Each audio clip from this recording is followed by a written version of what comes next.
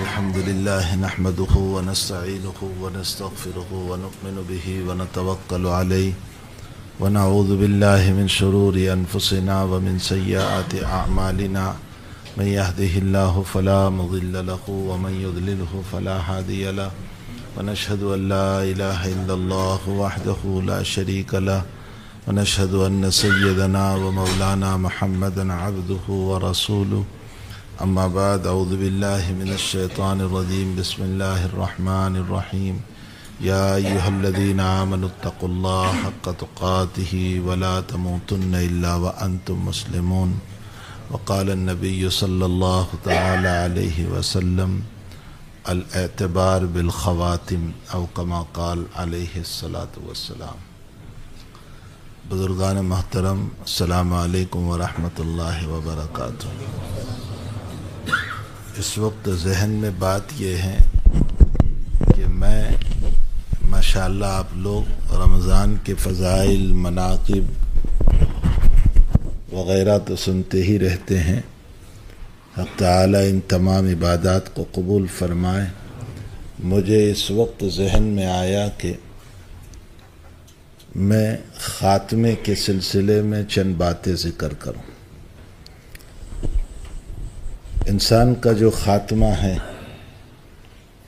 دنیا سے رخصت ہونے کا جو وقت ہے، وہ ایک ایسا وقت ہے کہ جس میں سارے انسانوں کو اس سے گزرنا ہے، اور اس سلسلے میں کچھ باتیں ذہن میں آ رہی ہے کہ اگر ہم ان باتوں پر عمل کر لیں تو انشاءاللہ تعالی خاتمہ ایمان پر ہوگا۔ سب سے پہلی بات تو یہ سمجھ لیں کہ رب کریم کی اتنی ساری نعمتیں ہم پر ہیں کہ ہم اس کو شمار نہیں کر سکتے۔ وَإِن تَعُدُّوا نِعْمَةَ اللَّهِ لَا تُحْصُوهَا۔ اللہ تعالیٰ نے نعمت واحد کا لفظ استعمال کیا، عربی گرامر کے اعتبار سے واحد کا لفظ ہے۔ عربی میں نعمت کی جمع آتی ہے، لیکن اللہ پھر بھی واحد لایا، جمع نہیں لایا۔ اس میں حکمت کیا ہے؟ حکمت یہ ہے کہ اللہ کی ایک نعمت میں ہزاروں نعمت ہیں۔ جب اسی کو شمار نہیں کر سکتے تو پھر ساری نعمتوں کو کہاں شمار کر سکو گے؟ شیخ سعدی سراجی رحمۃ اللہ علیہ فرماتے ہیں کہ ایک نعمت لے لیں، سانس کا جانا بھی ایک نعمت، اور سانس کا نکلنا بھی ایک نعمت، اس لیے کہ سانس نہ جائیں تو بھی موت، اور سانس واپس نہ نکلے تو بھی موت۔ تو خود جانا ایک نعمت ہے، نکلنا ایک نعمت ہے۔ پھر میں بات کر رہا ہوں اور آٹومیٹک سانس چل رہا ہے، مجھے سانس لینے کے لیے بات بند کرنے کی ضرورت نہیں۔ میں غسل کر رہا ہوں اور سانس چل رہا ہے، میں وضو کر رہا ہوں، سانس چل رہا ہے، میں رات میں سویا ہوا ہوں، سانس چل رہا ہے۔ تو ایک سانس کی نعمت کو اگر ہم لے لیں، اسی میں ہزاروں نعمت ہیں، اسی کو شمار نہیں کر سکتے تو ساری نعمت کو کہاں شمار کریں گے؟ اسی لیے اللہ نے نعمت واحد کا لفظ، ایک نعمت کا ذکر کیا کہ ایک میں ہزاروں نعمت ہے۔ اس کے علاوہ تو بے شمار نعمتیں ہیں۔ اللہ کرے کہ ہم جو ہیں ان نعمتوں کی روزانہ کم سے کم 2 رکعات صلاۃ شکرانہ پڑھیں۔ اللہ کا تمہیں واسطہ ہے۔ میں ایک مثال دیا کرتا ہوں ہمارے بزرگوں کی کہ مجھے کوئی 100 اور 200 پاؤنڈ ہدیہ دے دیتا ہے یا 2 جوڑی کپڑے دے دیتا ہے تو میں گاڑی تک شکریہ شکریہ شکریہ شکریہ کی تسبیح پڑھتا رہتا ہوں، جب تک وہ روانہ نہیں ہوتے وہاں تک ہائی صاحب شکریہ، ہائی صاحب شکریہ۔ 100 اور 200 پاؤنڈ پر میری زبان شکر سے بھر جاتی ہے۔ پھوتی قسمت ہماری کہ ماں کے پیٹ سے قبر کے پیٹ تک اس کی نعمتوں پر جی رہے ہیں، لیکن ہمیں 2 رکعت صلاۃ شکر کی توفیق نہیں ہوتی۔ ہم سے بڑھ کر بدقسمت کون ہے؟ ہم سے بڑھ کر اللہ کا، اور پھر ہمیں ناز ہے اس بات پر کہ ہم بہت اعلیٰ ہیں، ہم بہت اللہ کے شکر گزار ہیں۔ ہم بہت اللہ کی اطاعت اور فرما برداری کرتے ہیں۔ میرے بھائیو، اللہ کرے کہ ہم روزانہ زیادہ نہیں 2 رکعت صلاۃ شکر پڑھنے والے بن جائیں۔ اگر اتنا بھی کریں گے تو انشاءاللہ تعالی حق تعالی ہمیں وفاداروں کی فہرست میں لکھے گا کہ میرے وفادار بندے ہیں جو میرا شکر ادا کر رہے تھے۔ پھر شکر کا اس شکر کی ایک شکل تو الحمدللہ ہے کہ ہر نعمت پر ہم کہیں الحمدللہ، اور شکر کی دوسری شکل یہ ہے کہ جتنے فرمودات ہیں اس پر عمل کریں، اور جن چیزوں سے منع کیا ان کو چھوڑ دیں۔ یہ اعلیٰ درجے کا شکر ہے، اس لیے کہ میں میرے والد کو یہ تو کہوں والد صاحب آپ کے احسانات، والد صاحب آپ کے احسانات، لیکن والد کے خلاف کروں اور ان کا حکم نہ مانوں تو والد صاحب کہیں گے یہ کیا شکر ہوا۔ تو شکر ایک تو الحمدللہ ہے، اور ایک یہ ہے کہ میں اپنے رب کریم کے فرمود پر، ان کے احکام پر عمل کروں، اور جن باتوں سے اس نے منع کیا میں اس سے اپنے آپ کو روک لوں۔ یہ سب سے بڑا شکر ہے حق تعالی جل شانہ و عم نوالہ کا۔ ان تمام احسانوں میں سب سے بڑھ کر احسان ایمان کی دولت ہے۔ یہ اتنا بڑا انعام ہے، اتنا بڑا انعام، اور اتنی بڑی نعمت ہے، اتنی بڑی نعمت کہ اس نعمت کا شکر کوئی ادا ہی نہیں کر سکتا ہے کہ حق تعالی جل شانہ نے اولاً تو مجھے اور آپ کو انسان بنایا۔ ہو سکتا تھا کہ وہ کسی اور مخلوق میں بھی بنا سکتا تھا، لیکن ہمیں انسان بنایا، اور پھر انسان بھی کامل انسان بنایا، چہکتا مہکتا انسان بنایا، دوڑنے والا انسان، دیکھنے والا انسان، بولنے والا انسان، سمجھنے والا انسان۔ کیسا بہترین ہمیں بنایا ہے اللہ تعالیٰ نے۔ لَقَدْ خَلَقْنَا الْإِنسَانَ فِي أَحْسَنِ تَقْوِيمٍ، خوبصورت شکل میں اللہ نے ہم کو بنایا ہے، اور پھر ان احسانوں کے ساتھ کہ کامل و مکمل ہم کو بنایا۔ مشکات شریف کی روایت، ارباب علم اس میں موجود ہیں، مشکات شریف کی روایت ہے، حضرت نے ایک ناطے قد کے انسان کو، چھوٹے قد کے انسان کو دیکھا۔ نبی کریم صلی اللہ علیہ وسلم نے، مشکات میں ہے کہ حضرت فوراً مسجد میں گئے اور 2 رکعت نماز پڑھی، اور نماز کے بعد کسی صحابی کے پوچھنے پر حضرت نے فرمایا کہ میں نے اللہ کا شکر ادا کیا کہ اللہ تو نے مجھ کو ایسے چھوٹے قد کا نہیں بنایا، یہ بھی تیرا احسان ہے۔ ہم لوگوں کو دیکھتے ہیں، کوئی بہرا ہے، کوئی اندھا ہے، کوئی نابینا ہے، کوئی بولتا نہیں ہے، کوئی جو ہے پاؤں سے معذور ہے، کوئی چھوٹے قد کا ہے، جس کا قد بالکل چھوٹا ہے، کسی کا چہرہ دیکھنے میں اچھا نہیں لگتا۔ ہم مذاق تو اڑائیں گے لیکن اللہ کا شکر ادا نہیں کریں گے۔ ہم جو ہیں تمسخر کر لیں گے اس پر، لیکن اللہ کا شکر ادا نہیں کریں گے کہ اللہ تو نے مجھ کو کامل و مکمل بنایا۔ اور پھر کامل و مکمل بنانے کے بعد مسلم گھرانے میں پیدا فرمایا کہ پیدا ہوتے ہی کان میں لا الہ الا اللہ پڑا، محمد الرسول اللہ ہمارے کان میں صدائے بلند ہوئی۔ تو مومنانہ گھرانے میں اللہ نے ہم کو پیدا فرمایا، یہ ایک بہت بڑا احسان اور انعام، اور پھر ہمیں خود ایمان عطا فرمایا۔ یہ ایک بہت بڑی دولت ہے جو اللہ تعالیٰ نے ہمیں عطا فرمائی۔ اب اللہ یہ کہہ رہا ہے کہ اس ایمان کو لے کر میرے پاس تمہیں آنا ہے۔ یا ایھا الذین آمنوا اتقوا اللہ حق تقاتی ولا تموتن، نہ موت آوے تمہاری مگر مسلمون، ایمان کی حالت میں۔ یہاں موت کی نفی نہیں ہے، اس لیے کہ مرنے پر تو سبھی کو یقین ہے، غیر مسلم کو بھی یقین ہے کہ مرنا ہے، ناستک اور دہریہ ہوگا، لا دینیت والا ہوگا، اس کو بھی یقین ہے کہ مرنا ہے۔ مرنے کا مسئلہ یہاں اللہ نہیں کہہ رہا ہے، اللہ یہ کہہ رہا ہے کہ موت نہ آئے مگر ایمان پر، یعنی تمہاری موت ایمان پر آنا چاہیے۔ تو حق تعالی جل شانہ یہ کہہ رہے ہیں کہ خاتمے کے موقع پر تمہیں ایمان لے کر میرے پاس آنا ہے۔ اب ایمان کو بچانے کی تدبیریں کیا ہو سکتی ہیں؟ پہلے ایک بات یہ یاد رکھو کہ دنیا میں ہمارے پاس جو مال ہوتا ہے اس کو بچانے کی 2 تدبیر کرتے ہیں۔ ایک تدبیر تو ہم یہ کرتے ہیں کہ اس کو الماریوں میں رکھتے ہیں، تجوری میں رکھتے ہیں، بینک میں رکھتے ہیں تاکہ مال کی حفاظت ہو، اور دوسرا یہ ہے کہ چور سے، ڈاکوؤں سے ہم مال کو بچاتے ہیں۔ یہ دو تدبیریں ہم کرتے ہیں۔ فرمایا کہ ایمان بھی اتنی ہی بڑی دولت ہے، اس سے ہزاروں درجہ بڑی دولت ہے، اس کو بھی دو طرح پر بچانا ہے۔ ایک تو اس کو تجوری میں رکھو ایمان کو۔ اب سوال ہوگا کہ ایمان کی تجوری کیا ہے، اس کو ہم کہاں رکھیں گے؟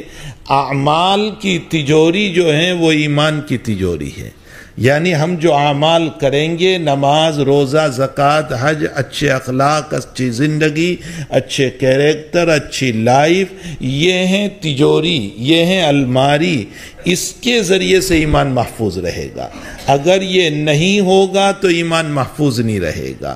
تو ایک تو اعمال کی الماری میں ایمان کو رکھنا ہے، اور دوسرا ہمارے دو دشمن ہیں ایمان کو لوٹنے والے، ایک شیطان ہے، ایک نفس ہے۔ یہ دو دشمن ہیں جو ایمان کو لوٹنے والے ہیں۔ اللہ تعالیٰ قرآن میں فرماتے ہیں کہ یہ وعدہ کر کے آیا ہے شیطان مجھ سے، رب بما اغویتنی لاقعدن لهم صراطک المستقیم ثم لآتینہم من بین ایدیہم ومن خلفہم وعن ایمانہم وعن شمائلہم ولا تجد اکثرہم شاکرین۔ اے اللہ، رب بما اغویتنی، تو نے مجھ کو جب نکالا، راندہ درگاہ کیا، تو میں جس کی وجہ سے نکلا ہوں اسی کے راستے میں بیٹھوں گا، لاقعدن لہم، اس کے صراط مستقیم پر بیٹھوں گا۔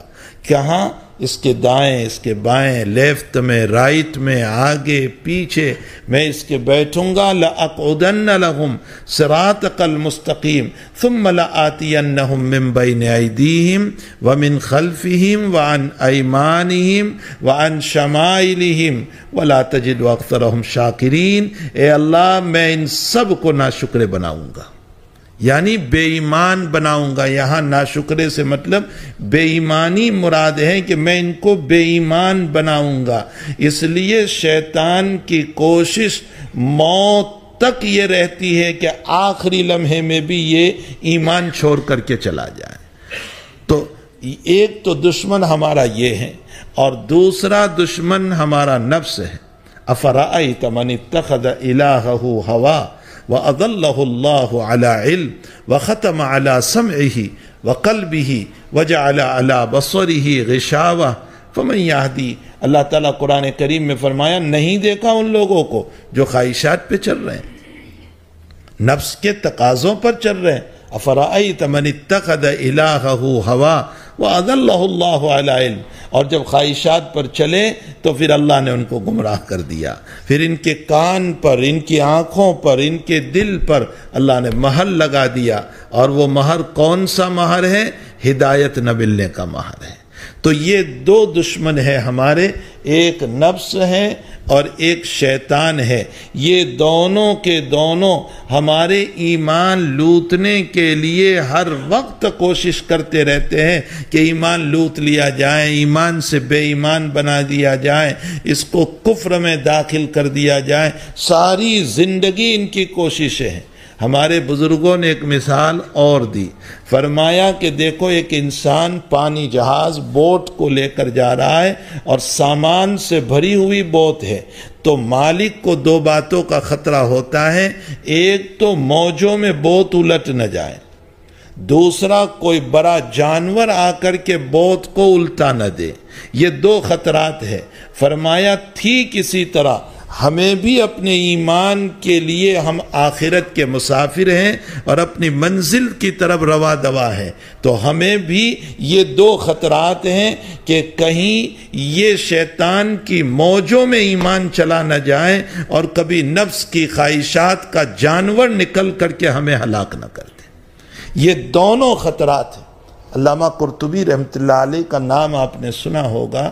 قرطبی علیہ الرحمہ فرماتے ہیں، ایک بڑی پیاری بات لکھی، فرمایا اللہ، و کہاں لکھا ہے یہ؟ وَإِذْ قُلْنَا لِلْمَلَائِكَةِ اسْجُدُوا لِآدَمَ فَسَجَدُوا إِلَّا إِبْلِيسَ، اس کی تحت لکھا ہے۔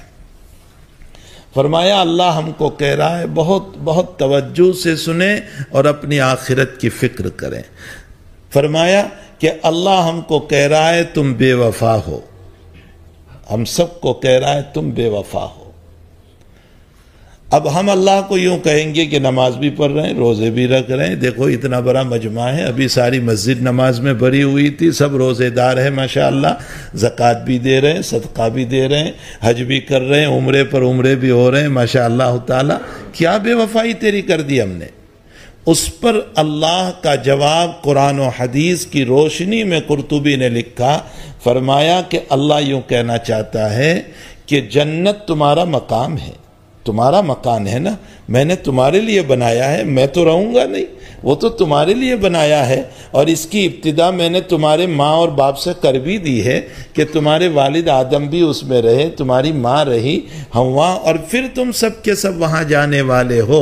تو جنت تمہارا مکان ہے، اور کوئی اپنے مکان میں اپنے دشمن کا رہنا پسند نہیں کرتا. کوئی پسند کرتا ہے کہ میرے مکان میں میرا دشمن رہے؟ اللہ کہتا ہے کہ جب جنت تمہارا مکان ہے اور تم اپنے مکان میں دشمن کو پسند نہیں کرتے تو تمہارے آنے سے پہلے ہی میں نے اس کو نکال دیا. میں نے تمہاری جنت کو صاف کر دیا، پاک کر دیا، تاکہ دشمن تمہارے ساتھ نہ رہے. لیکن میرا مکان جو ہے وہ تمہارا دل ہے، جس پر میری تجلی اترتی ہے. میں نے تو تمہارے مکان کو صاف کیا، لیکن تم نے میرے مکان کو ابھی تک صاف نہیں کیا ہے. تمہارے دلوں میں نفس ہے، خواہشات ہے، شیطان کی دوستی ہے، اور بڑی گہری دوستی ہے. کوئی نہ نہیں کہہ سکتا، نہ میں نہ کہہ سکتا ہوں، نہ آپ نہ کہہ سکتے ہیں. ہم نے اپنے دل کو جو اللہ کا تجلی کا مظہر ہے، جہاں رب کی تجلی اترتی ہے، ہم نے اللہ کے دشمن سے اس کو ابھی تک صاف نہیں کیا. اس کے اندر شیطان بیٹھا ہوا ہے. اللہ کہتا ہے کتنے بے وفا ہو، میں نے تمہاری جنت کو صاف کیا لیکن تم نے میرے مکان کو صاف نہیں کیا. اس کی محبت لے کر کے تم چل رہے ہو. قرطبی کہتے ہیں اس پر ایک سوال یہ کریں ہم اللہ سے کہ اچھا چلو اے اللہ، میں نے صاف نہیں کیا، میرے دل کو تو ہی صاف کر دے، میرے دل کو جو ہے تو ہی صاف کر دے. تو عالمانہ جواب قرطبی نے دیا. فرمایا اللہ کہہ رہا ہے میں مہمان ہوں، میزبان تو ہے. گھر کو صاف کرنے کی ذمہ داری میزبان کی ہوتی ہے، مہمان کی نہیں ہوتی ہے. اللہ کہتا ہے میں تو مہمان ہوں، میں آ رہا ہوں تیرے دل پر، تو میں کیوں صاف کروں گا؟ یہ تیری ذمہ داری ہے کہ تو نفس سے، لعین سے، مردود سے، شیطان سے، کینہ سے، حسد سے، جو اس کی صفات ہیں ان تمام صفات سے تو اپنے دل کو صاف کر. اس لیے کہ کینے والے دل پر بھی میری تجلی نہیں ہوتی، حسد والے دل پر بھی میری تجلی نہیں ہوتی. یہ مسئلہ خوب سمجھ لیں کہ حسد والے دل پر بھی میری تجلی نہیں ہوتی. کچھ اعمال وہ ہیں جس پر رب کریم ساری نیکیوں کو برباد کر دیتا ہے. یہ ساری نیکیاں برباد ہو جاتی ہے. اس میں سر فہرست شرک ہے. لَإِنَّ أَشْرَكْتَ لَيَحْبَطَنَّ عَمَلُكَ، اگر شرک کرو گے میں ساری نیکیوں کو ختم کر دوں گا. نہ نماز رہے گی، نہ روزہ رہے گا، نہ زکوٰۃ رہے گی، نہ حج رہے گا، کچھ مسئلہ نہیں رہے گا. لَإِنَّ أَشْرَكْتَ لَيَحْبَطَنَّ عَمَلُكَ، سارے اعمال تمہارے عقارت. دوسرا اللہ تعالیٰ قرآن کریم میں فرماتے ہیں کہ لا ترفعوا اصواتکم فوق صوت النبی ولا تظہروا له بالقول كظهر بعضكم لبعض ان تحبط اعمالكم وانتم لا تشعرون. فرمایا میرے نبی کی آواز پر اپنی آواز بلند نہ کرنا، زور سے مت بولنا میرے نبی کے سامنے. یہ آیت آج بھی لکھی ہوئی ہے، جب ہم سلام پڑھنے کے لیے جاتے ہیں وہاں بڑے حروف سے یہ آیت لکھی ہوئی ہے، لیکن اس کے باوجود ہمیں احساس نہیں ہوتا ہے. ہم وہاں شان رسالت میں کبھی گستاخی کر جاتے ہیں کہ نبی جن باتوں کو کہنے سے منع کر گیا وہیں پر ہم اس کو اپنی طرف ویڈیو بنا کر کے دیکھ رہے ہیں کہ میں کیسا لگ رہا ہوں. بھلا جب ویڈیو بنانے پر میں لگا ہوں تو توجہ الی الرسول کہاں رہے گی؟ حضور پاک صلی اللہ علیہ وسلم کی طرف توجہ ہماری کہاں رہے گی؟ تو میرے بھائیوں وہاں آج بھی لکھا ہوا ہے لا ترفعوا اصواتکم، نبی کی آواز پر اپنی آواز کو بلند نہ کرو، اور نبی کو ایسے نہ بلاؤ جیسے تم ایک دوسرے کو بلاتے ہو، اے زید، اے بکر، اے خالد، میرے نبی کو یا نبی اللہ، یا رسول اللہ کہہ کر بلاؤ۔ اس آیت میں اللہ یہ کہنا چاہتے ہیں کہ میرے نبی کی شان میں ذرہ برابر گستاخی کرو گے میں برداشت نہیں کروں گا۔ تو پھر کیا کروں گا؟ تمہارے اعمال سب ضائع کر دوں گا۔ لا تظہروا لہ بالقول کظہر بعضکم لبعض ان تحبط اعمالکم، اور اللہ کہتا ہے وانتم لا تشعرون، تمہیں پتہ بھی نہیں ہوگا کہ تمہارے 70 ایئرس کی نماز ختم ہو گئی، تمہارے روزے ختم ہو گئے، زکوٰۃ ختم ہو گئی، حج ختم ہو گئے، کچھ نہیں رہا تمہارا۔ تو نبی کی شان میں گستاخی پر اللہ اعمال کو ضائع کر دیتا ہے۔ تیسرا، حدیث شریف سے معلوم ہوتا ہے کہ حسد بھی اسی طرح اعمال کو ختم کر دیتا ہے۔ نبی کریم صلی اللہ علیہ وسلم فرماتے ہیں ان الحسد یاکل الحسنات کما تاکل النار الحطب۔ حضور پاک صلی اللہ علیہ وسلم فرماتے ہیں حسد جو ہیں وہ نیکیوں کو اس طرح جلا کر ختم کر دیتا ہے جیسا کہ آگ لکڑی کو جلا کر ختم کر دیتی ہے۔ اس کا مطلب حسد پر بھی ہمارے اعمال ضائع اور برباد ہو جاتے ہیں۔ محدثین نے لکھا ہے کہ حسد کرنے والا، سنو، امام نووی رحمۃ اللہ علیہ فرماتے ہیں کہ حسد کرنے والا اللہ پر اشکال کر رہا ہے۔ جو آدمی حسد کرتا ہے وہ اللہ پر اشکال کرتا ہے۔ اللہ پر اشکال کیسے ہوگا؟ مثلا میں یوں کہوں کہ آپ کے پاس اتنی دولت کیوں آ گئی، مجھے اس پر حسد آیا، تو دولت دی کس نے ہے؟ اللہ ہی نے تو دی۔ اس کا مطلب یہ نکلا کہ میں اللہ کو یوں کہہ رہا ہوں کیوں دے دی ان کو اتنی دولت، ان کو اتنا علم کیوں دے دیا تو نے، ان کو اتنی عزت کیوں دے دی تو نے، ان کی بیٹی کا اچھی جگہ کیوں طے کر دیا تو نے، اس کے لڑکے کا اچھی جگہ کیوں طے کر دیا تو نے، اس کے بچے کو اچھا جاب کیوں مل گیا، اے اللہ تو نے کیوں دیا؟ تو یہ کیوں اللہ پر جا رہا ہے، اور اللہ پر جب کوئی سوال کرتا ہے اللہ عبادت کی توفیق کو سلب کر لیتا ہے۔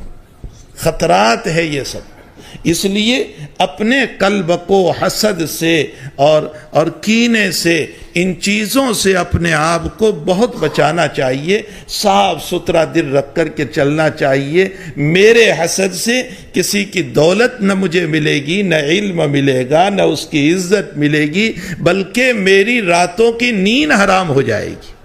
حسد کرنے والے کی راتوں کی نیند حرام ہو جاتی ہے، سکون نہیں ہوتا، پریشان رہتا ہے۔ 2 بجے اٹھ گیا، بیٹھ گیا، بیوی پوچھ رہی ہے کیا بات ہے، کیوں بیٹھے ہوئے؟ ماشاءاللہ ہیٹنگ بہت اچھے انداز میں چل رہا ہے، بیڈ ہے بچھا ہوا، اچھا بستر بچھا ہوا ہے، ہم سب یہاں سوئے ہیں، کیا پریشانی؟ بس بے چینی ہے مجھے، بس کس بات کی بے چینی ہے؟ یہ وہی حسد ہے جس نے اس کو بے چین کر دیا۔ مفتی شفیع صاحب رحمۃ اللہ علیہ نے معرف القرآن میں ایک بہت عجیب بات لکھی، جہاں حق تعالی جل شانہ نے فرمایا کہ فی بطونہم نارا یاکلون فی بطونہم نارا وسیصلون سعیرا، فرمایا کہ جو حرام کے لقموں کو کھاتا ہے، ناجائز لقموں کو جو پیٹ میں اتارتا ہے، اللہ نے فرمایا کہ وہ اپنے پیٹ میں انگارے بھر رہا ہے، آگ بھر رہا ہے، نارا، یتیم کا مال ہو یا غریب کا مال ہو یا جو بھی ناحق مال ہو، وہ اپنے پیٹ میں انگارے بھر رہا۔ مفتی شفیع صاحب رحمۃ اللہ علیہ فرماتے ہیں کہ حق تعالی نے حرام کے لقموں کو آگ سے کیوں تشبیہ دی، کہ وہ آگ بھر رہا ہے پیٹ میں، آگ سے کیوں مثال دی؟ فرمایا اس میں حکمت یہ ہے کہ جیسے آگ پر بیٹھنے والے کو چین نہیں ہوتا، اسی طرح حرام کے لقمے والوں کو کبھی چین نہیں پڑتا ہے، بے چین طبیعت رہتی ہے۔ پریشان طبیعت رہتی ہے۔ حق تعالیٰ اس سے ہم سب کی حفاظت فرمائیں، اور حق تعالیٰ ہمارے دل کو، ہمارے جسم کو، ہمارے پیٹ کو اس طرح کے لقموں سے، اس طرح کے جو ہیں گناہوں سے، جو حسد کی شکل میں ہیں، جو کینے کی شکل میں ہیں، اللہ ہم سب کو اپنے قلوب کو صاف کرنے کی توفیق عطا فرمائے، اور اللہ اپنا فضل اور کرم فرما دے۔ تو خیر میں یہ کہہ رہا تھا کہ جیسے بوٹ چلانے والے کو دو خطرات ہیں کہ ایک موج کا خطرہ ہے، اور دوسرا یہ ہے کہ کوئی جانور نکل کر کے بوٹ کو الٹا نہ دے۔ اسی طرح ہمارے ایمان کے لیے بھی دو خطرے ہیں، ایک شیطان کا خطرہ ہے اور ایک نفس کا خطرہ ہے کہ کہیں یہ ہماری بوٹ کو ایمان کی، ہم آخرت کے سفر میں ہیں، آخرت کی طرف جا رہے ہیں، ہماری بوت کو الٹ نہ دے۔ اس لیے اس کی سب سے اخیر میں کوشش ہوتی ہے، وہ کوشش ہے وفات سے پہلے ایمان کو لے لینے کی۔ بڑی کوشش اس کی ہوتی ہے کہ وہ موت سے پہلے ہمارے ایمان کو کسی طرح لے لیں اور بے ایمان بنا کر کے ہم کو بھیجیں۔ مجھے قرآن کریم کے مجھے جو ہے بزرگوں کے سلسلے میں دو واقعے اس سلسلے میں میرے سامنے ہیں جس کو ذکر کروں۔ ایک واقعہ مفتی محمد شفیع صاحب رحمۃ اللہ علیہ نے نقل کیا کہ دیوبند میں ایک مولانا محمد نعیم صاحب رحمۃ اللہ علیہ تھے، جو جوانی میں بیمار ہو گئے، قریباً 6 مہینہ بیمار رہے۔ فرمایا مفتی شفیع صاحب نے کہ میں مغرب کے بعد ان کی عیادت کے لیے گیا۔ جب میں ان کی عیادت کے لیے گیا تو وہ سکرات میں تھے، لیکن تھوڑی دیر کے بعد مجھے پہچان لیا انہوں نے۔ تو انہوں نے مجھ کو یوں کہا کہ مولانا میرے سر پر ہاتھ رکھیے اور کچھ پڑھتے رہیے۔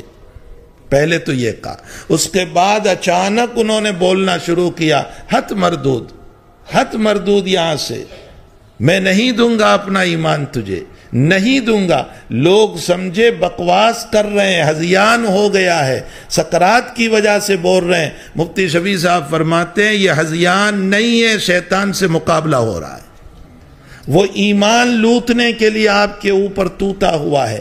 حدیث شریف میں ہے کہ ہماری موت سے پہلے یہ ہمارے والد کی شکل میں آتا ہے اور ہمارے ماں کی شکل میں آتا ہے، جو انتقال کر چکے ہیں، ان کی شکل میں آ کر ہم کو یوں کہتا ہے، دیکھ میں تیرا باپ ہوں، تو مجھے جانتا ہے نا، اور مجھ سے زیادہ تیرا خیر خواہ کوئی نہیں، میں تجھے کہتا ہوں یہودی بن جا۔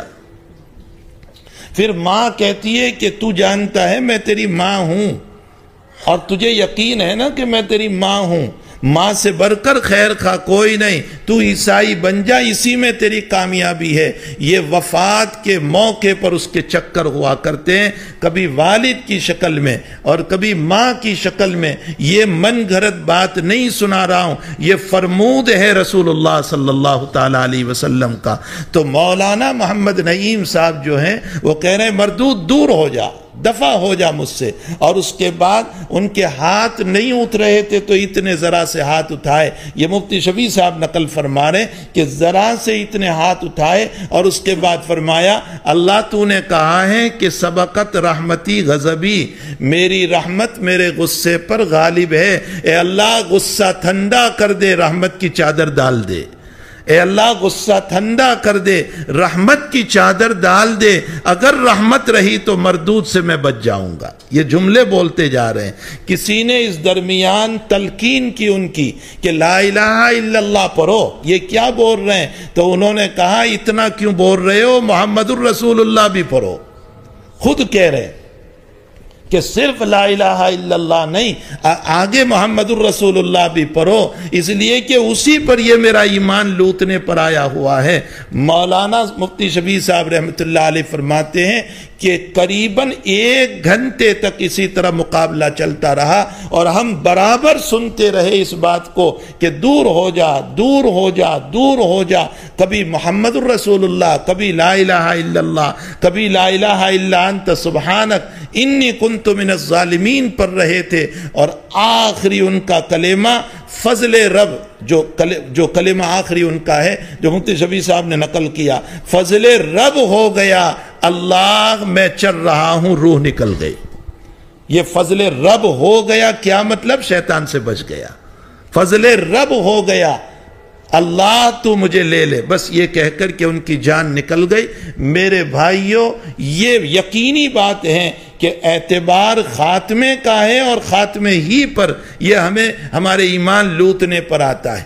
دوسرا بہت مشہور واقعہ جو حضرات مفسرین نے لکھا ہے، علامہ رازی رحمۃ اللہ علیہ کا، بہت مشہور ہے، الباب علم اس واقعے کو جانتے ہیں کہ علامہ رازی رحمۃ اللہ علیہ فلسفے کے امام، عقلیاتی دلائل کے امام اور امام عقل کہے جاتے تھے۔ قرآن اور حدیث کو عقل کے ذریعے سے سمجھاتے تھے۔ جب آپ بیعت تھے حضرت نجم الدین کبریٰ رحمۃ اللہ علیہ سے، جو اس زمانے کے صاحب کشف و کرامت بزرگوں میں سے تھے، ان سے بیعت تھے۔ تو جب ان کی وفات کا وقت آیا، جن کی تفسیر مشہور و معروف ہے تفسیر رازی، جن کے علوم کا کیا کہنا، انہوں نے کہا تھا کہ میں قرآن کی تفسیر لکھوں گا تو صرف بسم اللہ پر 10,000 مسائل لکھوں گا۔ یہ تو ان کا علم ہے، اور آپ تفسیر رازی ان علماء سے کھول کر کے پوچھوائیں، بسم اللہ پر جو لکھتے چلے گئے۔ انہوں نے پہلی بات لکھی ہے بسم اللہ پر، فرمایا کہ اللہ نے قرآن کھولتے ہی دروازے پر، قرآن کا دروازہ بسم اللہ ہے نا، پہلے ہی اس نے اپنے باپ پر، اپنے دروازے پر رحمان اور رحیم لکھ دیا۔ فرمایا قرآن والا یہ کہہ رہا ہے کہ میرے دروازے پر اتنی رحمت مل رہی ہے بسم اللہ پڑھنے پر، تو اندر آ جا، قرآن میں کتنی نعمتیں ملے گی، تو اندر تو چل قرآن میں، اللہ تجھے کتنی نعمت دے گا۔ اسی لیے حضرت الامام غزالی رحمۃ اللہ علیہ نے قرآن کریم کے باب میں لکھا ہے، میرے بھائیوں، میں واہ واہ آہا کا مسئلہ نہیں، عمل کے لیے کہہ رہا ہوں کہ اپنی زندگی عمل پر لے آؤ۔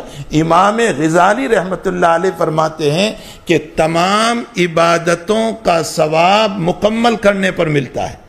2 رکعت نماز پڑھ رہے ہیں، 20 سے توڑ دیں گے تو ثواب ملے گا؟ نہیں ملے گا۔ اگر روزہ رکھا اور دوپہر میں پانی پی لیا تو کوئی ثواب نہیں ملے گا، روزہ توڑ دیا۔ ہمیشہ تکمیل پر، مکمل کرنے پر ثواب ملتا ہے۔ لیکن قرآن ایک ایسی عبادت ہے، اس کی تلاوت ایک ایسی عبادت ہے کہ اس کو مکمل کیے بغیر کوئی چھوڑ دیتا ہے، اس پر بھی اللہ مکمل ثواب عطا فرماتے۔ اور پھر حضرت نے مثال دی کہ ایک آدمی سورہ اخلاص پڑھنا چاہ رہا تھا، قل هو اللہ احد اللہ الصمد لم یلد، یہ پڑھنا چاہ رہا تھا۔ ابھی اس نے شروع کیا قل هو اللہ، ابھی اتنا ہی پڑھا، اور اچانک کوئی کام آ گیا، کوئی مسئلہ ہو گیا، کسی نے کوئی بات کر لی، اچانک رہ گیا، تو فرمایا کہ یہ نہ سمجھنا کہ ثواب ضائع ہو گیا، یہ قل کا بھی ثواب اللہ پورا عطا فرمائیں گے۔ صرف اتنے پر اللہ تعالیٰ پورا ثواب عطا فرمائیں گے۔ میرے کہنے کا مطلب یہ ہے کہ علامہ رازی رحمۃ اللہ علیہ اتنا بڑا امام، جو امام العقل کہا جاتا ہے، آپ کی وفات کا واقعہ علامہ ابن کثیر نے اور دیگر مفسرین نے لکھا ہے۔ فرمایا کہ جب آپ کی وفات اور سکرات کا سلسلہ شروع ہوا تو اب آپ پر عقلیاتی بحث چل رہی ہے شیطان کی، وہ اللہ کے نہ ہونے پر عقلی دلیلیں دے رہا ہے، اور حضرت جو ہیں اللہ کے وجود پر عقلی دلیلیں دے رہے ہیں، بس دلائل دیتے جا رہے ہیں، اور وہ ساری دلیلوں کو توڑتا جا رہا ہے، اس لیے کہ اس کا علم تو ہم سے بھی زیادہ ہے۔ شیطان کا علم جو ہے نا وہ ہم سے بھی زیادہ ہے۔ ہمارے حضرت اقدس تھانوی رحمۃ اللہ علیہ فرمایا کرتے تھے کہ شیطان عالم بھی ہے ہم سے زیادہ، شیطان عابد بھی ہے، 4000 سال تک آسمانوں میں عبادت کی اور کوئی جگہ نہیں چھوڑی جہاں سجدہ نہ کیا ہو۔ وہ عابد بھی ہے، وہ عارف بھی ہے، اللہ کو پہچانتا بھی ہے، یہ نہیں کہ اللہ کو نہیں پہچانتا، وہ عارف بھی ہے، عابد بھی ہے، عالم بھی ہے، لیکن چوتھی صفت نہیں ہے، وہ عاشق نہیں ہے۔ اور بغیر عشق کے کوئی چیز قبول نہیں ہوتی، نہ علم قبول ہوتا ہے، نہ عبادت قبول ہوتی ہے، نہ معرفت قبول ہوتی ہے۔ عشق کی ضرورت ہے ہر عبادت میں۔ اسی لیے علامہ ابن قیم رحمۃ اللہ علیہ فرماتے ہیں، فرمایا کہ جب اللہ کو عبادت ہی مطلوب تھی تو فرشتے ہم سے زیادہ عبادت کرتے ہیں۔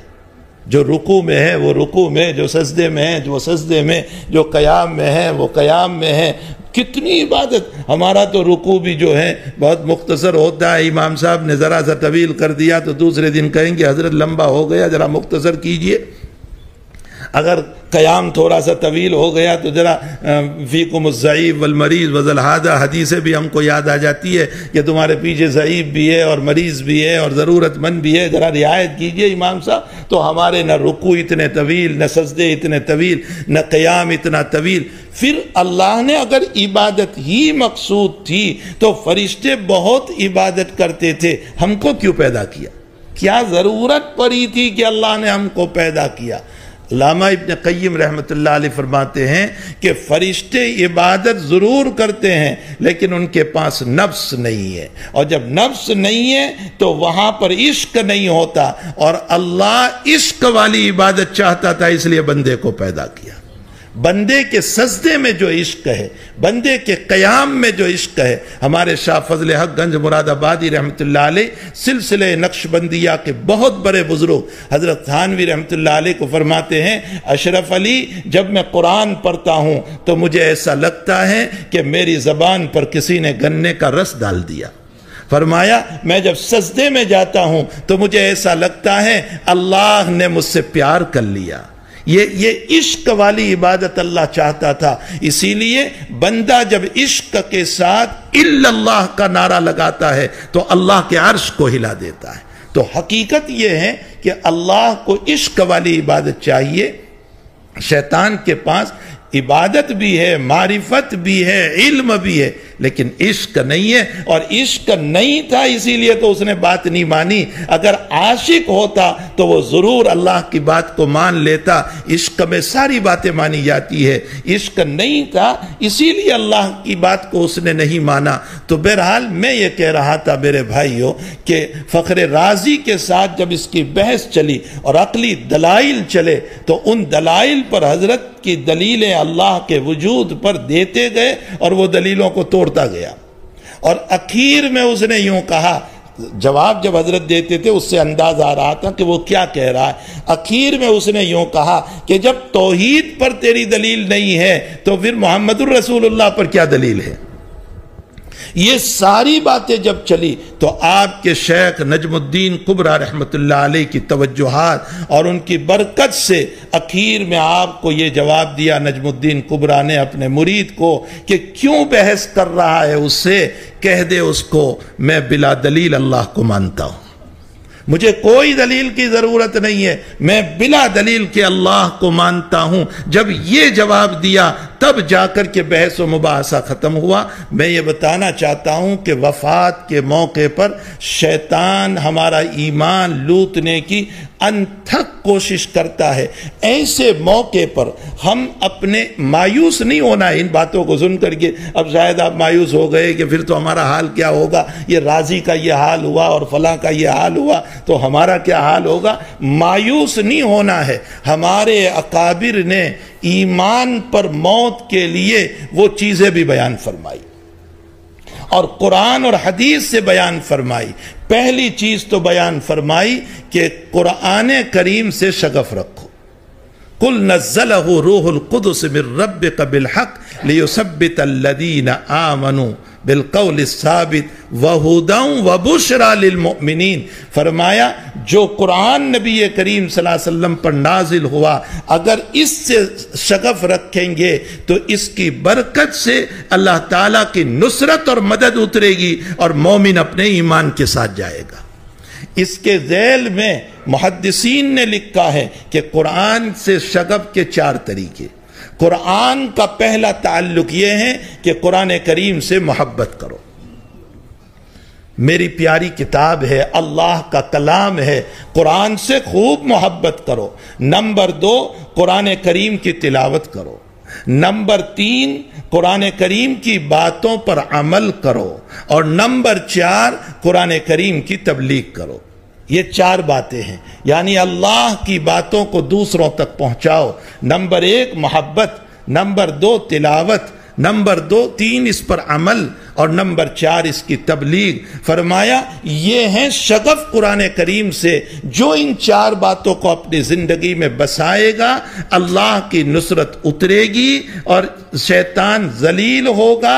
اور کیسا ذلیل؟ نبی اکرم صلی اللہ علیہ وسلم فرماتے ہیں ان الشیطان یضیع، فرمایا شیطان اتنا کمزور ہو جاتا ہے ان چیزوں کی وجہ سے، کما یضیع الابل، جیسا کہ اونٹ کمزور ہو جاتا ہے پھر سفر میں چلتے چلتے چلتے چلتے لمبی مسافت چلنے سے جیسے کیمل اور اونٹ کمزور ہو جاتا ہے، مومن کی تعلق مع اللہ کی وجہ سے شیطان بھی کمزور ہو جاتا ہے، اس کا کچھ نہیں چلتا۔ تو پہلا ہے قرآن کریم سے شغف رکھو۔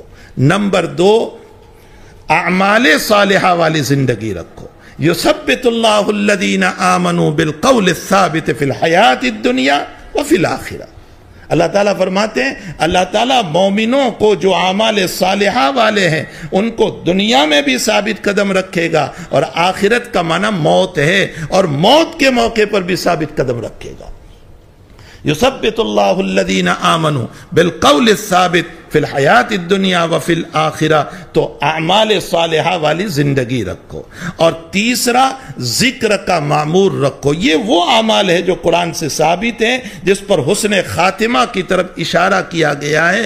فرمایا الا بذکر اللہ تطمئن القلوب الذین آمنوا وعملوا الصالحات طوبی لہم وحسن مآب۔ طوبی لہم وحسن مآب، جو اللہ کے ذکر میں زندگی گزارے گا اس کے لیے بہترین انجام ہے، حسن مآب ہے۔ اللہ تعالیٰ خیر خوبی کے ساتھ لے گا، ایمان کے ساتھ لے گا، شیطان کو ذلیل کرے گا، اللہ کی نصرتیں اترے گی، اللہ کی مدد اترے گی، اور اس کی زبان لا الہ الا اللہ پر جاری ہوگی، صراط مستقیم پر جاری ہوگی، اور وہ ایمان کے ساتھ جائے گا۔ چوتھی بات علامہ عینی رحمت اللہ علیہ نے شرح البخاری میں لکھی ہے۔ عینی فرماتے ہیں اہل اللہ کی، بزرگوں کی صحبت میں رہو، اللہ والوں کی صحبت میں رہو۔ اس لیے کہ حدیث شریف میں ہے کہ جب کوئی آدمی کسی نیک مجلس میں جاتا ہے تو وہ یہ کہتا ہے کہ جو ہے میں گیا فلاں آدمی کو ملنے کے لیے، لیکن وہ آگے بیٹھا ہوا تھا اس لیے مجھے مجبوراً بیٹھ جانا پڑا۔ تو اللہ تعالیٰ کے پاس فرشتے جاتے ہیں، اللہ فرشتوں سے پوچھتا ہے کہاں سے آئے؟ فرمایا قوت الاسلام میں مجلس ہو رہی تھی، تیرا ذکر ہو رہا تھا۔ تو اللہ کہتا ہے کیا مانگ رہے تھے؟ کہا جنت۔ کہا دیکھیے؟ کہا نہیں دیکھی۔ فرمایا دیکھ لے تو؟ کہا ساری زندگی اسی میں لگا دیں گے۔ فرمایا اور کیا کہہ رہے تھے؟ فرمایا جہنم سے پناہ مانگ رہے تھے۔ دیکھیے؟ کہا نہیں۔ تو کہا اچھا دیکھ لے تو ساری زندگی کڑوی ہو جائے گی، جہنم سے پناہ مانگتے رہیں گے۔ تو اللہ کہتا ہے کہ اچھا جاؤ، اس مجلس میں بیٹھنے والوں کو میں نے سب کو معاف کر دیا۔ تو فرشتے تو ہم پر پہلے ہی سے سوال کرتے رہتے ہیں، اس لیے اس پر بھی سوال کرتے اللہ کو کہ اللہ فلاں فلاں صاحب جو ہے نا وہ تو اپنے کام سے آئے تھے، وہ مجلس کے لیے نہیں آئے تھے، وہ تو کوئی کسی کو ملنے آ گئے تھے، وہ اپنے گھر سے آئے تھے، وہ کوئی مجلس کے لیے نہیں آئے تھے، تو نے اس کی بھی مغفرت کر دی۔ تو اللہ کہتا ہے کہ ہاں ہم القوم لا یشقی جلیسہم، یہ کچھ لوگ تو نیک تھے نا جو میرے یاد کے لیے بیٹھے تھے، ان کی برکت سے میں نے ان لوگوں کو بھی معاف کر دیا۔ یہ حدیث شریف بخاری شریف میں اسی کے تحت علامہ عینی رحمت اللہ علیہ لکھتے ہیں معلوم یہ ہوتا ہے کہ نیک لوگوں کی صحبت جو ہے نا وہ بھی ہم القوم لا یشقی جلیسہم محروم نہیں ہوتا، یہ انشاءاللہ تعالی وفات کے موقع پر اللہ کی نصرت اور مدد کو لے آئے گا، اس لیے کہ اللہ کے صالحین بندے جو ہوا کرتے ہیں ان کی برکت سے کلمہ یاد آئے گا۔ اور پانچویں چیز جو بزرگوں نے بتائی ہے وہ دعاؤں کا اہتمام۔ حضرت یوسف علیہ السلام نے بھی دعا فرمائی توفنی مسلمہ والحقنی بالصالحین، اللہ مجھے مسلمان ہونے کی حالت میں موت دے، حالانکہ نبی ہیں لیکن یہ دعا کر رہے ہیں۔ حضور پاک صلی اللہ علیہ وسلم فرماتے ہیں یا مقلب القلوب ثبت قلبی علی دینک، اللہ تیرے دین پر میرے دل کو تیرے ایمان پر، تیرے دین پر مجھ کو جما دے۔ اللہم احینا ایمانا، اللہ مجھے ایمان پر زندہ رکھ، وَأَمِتْنَا ایمانا، اور اللہ مجھے ایمان پر موت دے۔ توفنی مسلمہ، نبی علیہ السلام کی دعا ہے اللہ مجھے، تو دعاؤں کا اہتمام یاد رکھو حضرات صوفیہ، محدثین، فقہا، مفسرین نے لکھا ہے کہ مایوس ہونے کی ضرورت نہیں ہے، یہ 5 کام کرتے رہو، انشاءاللہ خاتمہ بالخیر ہو جائے گا۔ اور آخری بات، علامہ ابن بطال رحمت اللہ علیہ فرماتے ہیں شرح بخاری میں کہ سوال یہ پیدا ہوتا ہے کہ اللہ نے ہمارے آخری وقت کو بیان کیوں نہیں کر دیا کہ تو ایمان پر جائے گا، تو کفر پر جائے گا، تو ایمان پر، تو یہ وضاحت کیوں نہیں کر دی اللہ نے؟ یہ چھپا چھپا کیوں رکھا؟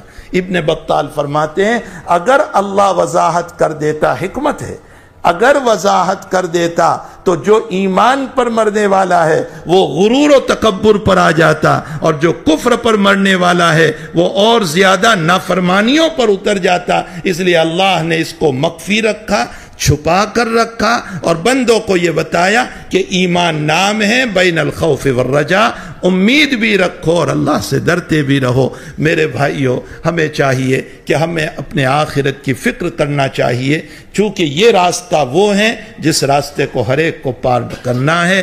اگر مالدار کے اعتبار سے موت نہ آتی تو پھر قارون کو موت نہیں آنی چاہیے تھی، اور اگر حکومت کے اعتبار سے کسی کو موت نہ آتی تو پھر فرعون کو موت نہیں آنی چاہیے تھی، ذوالقرنین کو موت نہیں آنی چاہیے تھی، اور اگر دین کے اعتبار سے کسی کو موت نہ آتی تو جناب محمد الرسول اللہ صلی اللہ علیہ وسلم کو موت نہیں آنی چاہیے تھی۔ موت آپ کو بھی آئی، 1 منٹ کے لیے جھٹکا آپ کو بھی لگا، بلکہ سکرات آپ کو بھی ہوئی۔ سکرات جو ہیں کتنے بجے افطاری ہے؟ 24۔ سکرات نبی کریم صلی اللہ علیہ وسلم کو بھی ہوئی ہے۔ بخاری شریف میں ہے یا عائشہ ان للموت سکرات، عائشہ موت کی سختی ہے، عائشہ موت کی سختی ہے۔ اور آپ نے پانی منگوایا، اور پانی منگوا کر اپنے چہرے پر یوں رکھا، فرمایا عائشہ موت کی سختی ہے۔ اب یہاں ایک چھوٹا سا سوال ہوتا ہے کہ کافر کو جو موت کی سختی ہوتی ہے وہ تو عذاب کے لیے ہے، مومن کو جو سکرات تھوڑی بہت ہوتی ہے وہ یا تو اللہ گناہ معاف کر کے وفات کے بعد اس کو سیدھا علیین میں لے جانا چاہتا ہے، اعلیٰ مقام دینا چاہتا ہے، تو یہیں تھوڑی تکلیف دے کر صاف ستھرا کر دیتا ہے، اور یا تو پھر جس درجے پر اللہ اس کو لے جانا چاہتا تھا، جو تقدیر میں لکھا تھا، اس درجے پر یہ عبادت سے پہنچ نہیں سکا، تو تھوڑی تکلیف دے کر اللہ اس درجے پر اس کو لے جانا چاہتا ہے۔ تو مومن کے لیے تو چت بھی اپنا، پت بھی اپنا، وہ بچے کھیلتے ہیں نا چت اور پت، تو یہ بھی اپنا اور یہ بھی اپنا۔ اگر گناہ ہیں تو اس کی معافی ہو جاتی ہے، اور اگر نہیں ہے تو درجات بلند ہوتے ہیں۔ بہرحال مومن کی سکرات اس کے لیے بہت بہتر ہے، لیکن جناب رسول اللہ صلی اللہ علیہ وسلم کی سکرات کیوں ہوئی؟ اور یہ صحیح ترین روایت ہے بخاری شریف کی، آپ کو سکرات کیوں ہوئی؟ اس لیے کہ اگر گناہ دیکھے جائیں تو آپ کے کوئی گناہ نہیں، معصوم مغفور ہیں آپ تو، اور اگر درجات دیکھے جائیں تو اللہ نے آپ کو اتنے درجات عطا فرمائے ہیں کہ جنت کی چابی آپ کو دے دی، شفاعت کبریٰ آپ کو دے دیا، مقام محمود آپ کو دے دیا، فرمایا جب تک تم جنت میں نہیں جاؤ گے کوئی جنت میں جا نہیں سکتا، حوض کوثر آپ کو دے دیا، ساری چیزیں آپ کو دے دی، ابھی کون سا آپ کو درجہ دینا تھا؟ تو پھر آپ کو سکرات کیوں ہوئی؟ بہت سارے جوابات ہیں، اس میں ایک جواب مجمع کی مناسبت سے ذکر کر دوں کہ اصل مسئلہ یہ ہے کہ جناب نبی کریم صلی اللہ علیہ وسلم کو جو سکرات ہوئی وہ اس لیے کہ امت میں کسی کے والد کو، کسی کی والدہ کو، یا شوہر کو یا بیوی کو یا کسی کو سکرات ہو تو وہ پریشان نہ ہو، بلکہ اپنے نبی کو یاد کر لیں کہ جب میرے نبی کو سکرات ہوئی تو اگر میرے والد کو بھی ہوئی ہے تو کیا ہوا؟ اس سے تسلی ہو جاتی ہے۔ ہماری تسلی کے لیے نبی علیہ السلام سکرات بھی برداشت کر گئے، ہماری تسلی کے لیے حضور پاک صلی اللہ علیہ وسلم سکرات بھی برداشت کر گئے۔ ہزاروں لاکھوں سلام ہو اس ذات اقدس پر صلی اللہ تعالی علیہ وسلم۔ تو بھائی یہ راستہ تو ہر ایک کو پار کرنا ہی ہے، کوئی اس سے بچ نہیں سکتا، اور جب پار کرنا ہے تو اس کے آخری وقت کے لیے یہ جو چیزیں ہمارے بزرگوں نے بتائی ہیں اس کو اپنی زندگی میں اپنانا چاہیے، تاکہ خاتمہ بالخیر کی یہ سب نشانی نشانیاں ہیں۔ قرآن سے شغف ہو، اعمال صالحہ والی زندگی ہو، ذکر ہر وقت زبان پر جاری رہیں، بزرگوں کی صحبت ہو، اور اس کے ساتھ ساتھ اللہ سے دعاؤں کا اہتمام ہو۔ یہ 5 کام کرتے رہیں گے، انشاءاللہ تعالی حق تعالی کی نصرت اور مدد اترے گی۔ جب کسی کی نصرت اور مدد نہیں ہوگی، اللہ ہی کی مدد اتر کر کے شیطان کو دفع کر دے گا۔ حق تعالی مجھے اور آپ کو زندگی بھی با ایمان و با عمل بنا کر کے گزارنے کی توفیق عطا فرمائے، اور ہمارے آخری لمحات بھی بہتر سے بہتر فرمائے، خوشگوار فرمائے۔ ارجعی الی ربک راضیۃ مرضیہ والے جو ہیں ہمارے آخری لمحات بنائیں، اور نزلا من غفور الرحیم، اللہ کی مہمان نوازی والے ہمارے جو ہیں آخری لمحات بنائیں، اور ہماری موت بہترین حالات میں دنیا سے ہو۔ اللہ جل شانہ ہم تمام کو ان نعمتوں سے مالا مال فرمائے۔ سبحان اللہ و بحمدہ، سبحان اللہ العظیم، سبحان اللہ و بحمدہ عدد خلقہ و رضا نفسہ و زنت عرشہ و مداد کلماتہ۔ قبولیت کا وقت ہے، اللہ تعالیٰ سے دل لگا کر کے دعا کریں۔ اللہم صلی علی سیدنا حبیبنا و شفیعنا و سندنا مولانا محمد مبارک وسلم۔ اللہم صلی علی سیدنا حبیبنا و شفیعنا و سندنا مولانا محمد مبارک وسلم۔ اللہم صلی علی سیدنا حبیبنا و شفیعنا و سندنا مولانا محمد مبارک وسلم۔ اللہ ہم سب کو معاف فرما دے، ہماری جلوت و خلوت کو معاف فرما دے، ہمارے ظاہر اور باطن کو معاف فرما دے، ہمارے کبائر اور صغائر کو معاف فرما دے، ہماری تنہائیوں کو معاف فرما دے، ہماری مجلسوں کو معاف فرما دے۔ اللہ ہم اقراری مجرم ہیں، ہمیں اپنے جرموں کا اعتراف ہے۔ اللہ ہم اقراری مجرم ہیں، ہم تکلف نہیں کر رہے ہیں، ہمیں اپنے جرموں کا اعتراف ہے۔ اے اللہ اپنے اقراری مجرم کو معاف فرما دے، ہم تیرے ناشکرے بندے ہیں۔ اے اللہ لمحے لمحے پر اور منت منت پر تیری نعمتوں سے ہم مالا مال ہوئے ہیں، لیکن فوتی قسمت ہم نے تیرا شکر ادا نہیں کیا۔ اللہ اپنے ناشکروں کو اس مقدس وقت میں اے اللہ تو اللہ معاف فرما دے، اللہ تو معاف فرما دے، اللہ تو معاف فرما دے۔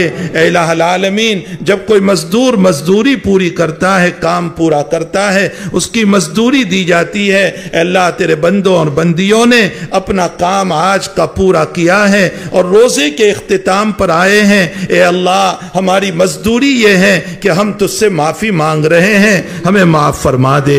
اے اللہ ہمیں عزت عطا فرما، ذلتیوں سے حفاظت فرما۔ اے اللہ ہمیں معافی عطا فرما، پکڑ دھکر سے حفاظت فرما۔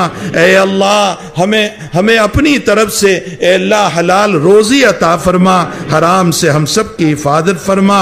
اے اللہ امت مظلومہ اس وقت بہت بے بسی سے گزر رہی ہے، بہت بے کسی سے گزر رہی ہے۔ اے اللہ ہمارے دسترخوان سجے ہوئے ہیں اور ہمارے بھائی اے اللہ کھجور کے بجائے پتوں کے ذریعے سے افطاری کر رہے ہیں، گھاس کھا کر سحری کر۔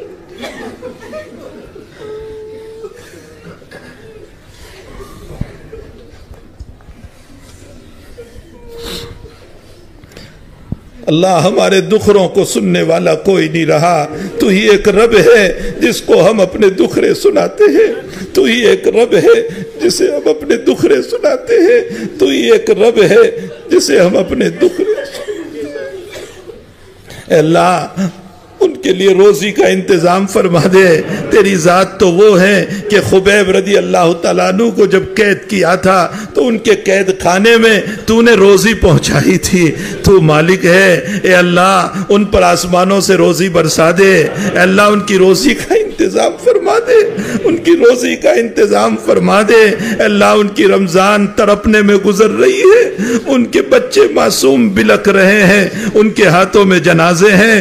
مولا کریم اے اللہ تو نے موسیٰ کی قوم کو فرعون کو دبا کر خوش کر دیا تھا، تیرے محبوب کی امت تو رات دن رو رہی ہے۔ اے اللہ اس امت کو کب خوش کرے گا؟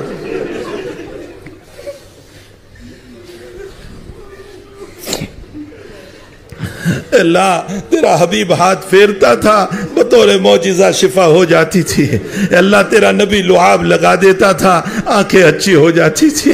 معلوم ہوتا ہے تو تو بغیر دوا کے بھی شفا دیتا ہے۔ اللہ ان کے بیماروں کو شفا دے دے، ان کے پاس دوائیاں نہیں ہیں۔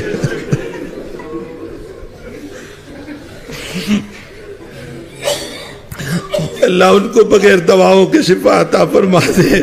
اے مالک تو ہر چیز پر قادر ہے۔ اے اللہ تو نے اگر ہمارا مقدر شر کا لکھا ہے، اللہ تو ہی تو تقدیر کا لکھنے والا ہے، تو نے ہی مقدرات لکھے ہیں نا۔ اللہ خیر سے بدل دینا، اللہ خیر سے بدل دینا۔ ہمارا کون ہے تیرے علاوہ؟ ہمارا کون ہے اللہ؟ ہم تجھی کو سناتے ہیں۔ اللہ شر کو خیر سے مبدل فرما دے، ظلم کو امن سے مبدل فرما دے، انصاف سے مبدل فرما دے، انعاموں سے مبدل فرما دے، رحمتوں سے مبدل فرما دے۔ اللہ رحمتوں کا عشرہ چل رہا ہے، رحمتوں کی چادر میں ہم سب کو ڈھانپ لے۔ مغفرت کا عشرہ آ رہا ہے، ہم سب کو مغفرت عطا فرما دے۔ اے اللہ آگ سے نجات کا عشرہ آنے والا ہے۔ اے اللہ جہاں تو لاکھوں کو معاف کرے گا، ہمیں بھی معاف کر دینا، ہمارے بیوی بچوں کو معاف کر دینا، ہمارے اہل و عیال کو معاف کر دینا، ہمارے اقارب رشتہ داروں کو معاف کر دینا، ہمارے مشائخ کو معاف کر دینا، ہم سے ملنے والوں کو، تعلق رکھنے والوں کو معاف کر دینا، ہمارے والدین کو معاف کر دینا، پوری امت مسلمہ کو معاف کر دینا۔ اس مبارک مہینے میں سب کی بخشش کے پروانے عطا فرما دے۔ اے اللہ جو بیمار ہیں سب کو شفا عطا فرما۔ اے اللہ جو بیمار ہیں سب کو شفا عطا فرما۔ اے اللہ ہم کو بھی مہلک بیماریوں سے حفاظت فرما، کینسر سے حفاظت فرما، برین ہیمریج سے حفاظت فرما، فالج سے حفاظت فرما، لقوے سے حفاظت فرما، محتاج بننے والی بیماریوں سے حفاظت فرما۔ اے اللہ جو بیچارے ان بیماریوں میں ہیں ان سب کو نجات عطا فرما، جو مرغوم ہو چکے ہیں سب کی قبروں کو نور سے منور فرما، سب کو اعلیٰ علیین میں جگہ عطا فرما۔ اے اللہ جب تک ہم کو جلائیں آبرو عزت و ایمان کے ساتھ جلانا، اور ہمارا خاتمہ ہو تو ایمان پر خاتمہ فرمانا، سرخ روئی والی موت عطا فرمانا، نمازوں میں موت عطا فرمانا، سجدوں میں موت عطا فرمانا، تلاوت پہ موت عطا فرمانا، مدینے کی موت عطا فرمانا۔ ہم تیرے نبی کے قدموں میں سونا چاہتے ہیں، ہم تیرے نبی کے قدموں میں سونا چاہتے ہیں۔ اے اللہ ہمیں مدینے کی موت عطا فرمانا۔ اے اللہ ذلتیوں والی موت سے ہم سب کی حفاظت فرما، مدارس کی حفاظت فرما، مکاتب کی حفاظت فرما، خانقاہوں کی حفاظت فرما، مرکزوں کی حفاظت فرما، دعوت و تبلیغ کی حفاظت فرما، علماء اور صلحاء کی حفاظت فرما، دین کے داعیوں کی حفاظت فرما، عوام اور خواص کی حفاظت فرما۔ اے اللہ امت نے اور باطل طاقتوں نے اے اللہ ذلتیوں کے پلان بنائے ہیں، لیکن اے اللہ اصل پلان تو تو بناتا ہے۔ اے اللہ ان پلانوں کو فیل فرما دے اور مسلمانوں کو عزت عطا فرما دے، سرخ روئی عطا فرما دے، ذلتیوں کی گھاتیوں سے نکال دے، ہمیں آپس میں اتفاق نصیب فرما، اتحاد نصیب فرما، ایک دوسرے کو معاف کرنے والے بنا، اپنے دلوں کو صاف کرنے والے بنا۔ اے اللہ ہم بھی قصوروار ہیں، ہم نے بہت جرم کیے ہیں، ہمارے جرم کا نتیجہ ہے کہ تو ناراض ہو چکا ہے۔ اللہ تو راضی ہو جا، مقدس وقت ہے، تو راضی ہو جا، تو راضی ہو جا، تو راضی ہو جا اور اپنے حبیب کو راضی کر دے۔ اے اللہ تیرا حبیب ابھی کچھ وقت پہلے کسی کے خواب میں آیا اور یوں کہہ کر گیا کہ مجھے تو میرے اپنوں نے چھوڑ دیا، مجھے تو میرے اپنوں نے چھوڑ دیا۔ اے اللہ ہم ہی تو ہیں آپ کے، ہم ہی نے آپ کو چھوڑ دیے ہیں۔ اللہ ہمارے حبیب کو راضی فرما دے، ہمارے محبوب کو راضی فرما دے، ہمارے محبوب کو راضی فرما دے۔ اے اللہ اس مجمع کی جائز تمناؤں کو پوری فرما، سب کے حاجات کو پوری فرما، سب کی دلی مرادوں کو پوری فرما، سب کی اولادوں کو نیک بنا، صالح بنا، مطیع اور فرما بردار بنا۔ اے اللہ غلط راستوں سے ہماری نسلوں کی حفاظت فرما، الحاد سے حفاظت فرما، مرتد بننے سے حفاظت فرما، بے اولادوں کو اولاد عطا فرما، بے نکاحوں کے نکاح کا انتظام فرما، مطلقاؤں کے بھی نکاح کا انتظام فرما۔ اے اللہ اولادوں کو اپنے ماں باپ کی اطاعت کی توفیق عطا فرما، جو مانگا اپنے فضل سے عطا فرما، نہیں مانگا اپنے فضل سے نصیب فرما۔ اللہ ہم سب کی دعاؤں کو اپنے فضل و کرم سے اس مجلس کے مخلصین کی آمینوں کے ساتھ قبول فرما، آمین یا رب العالمین۔ وصلی اللہ علی النبی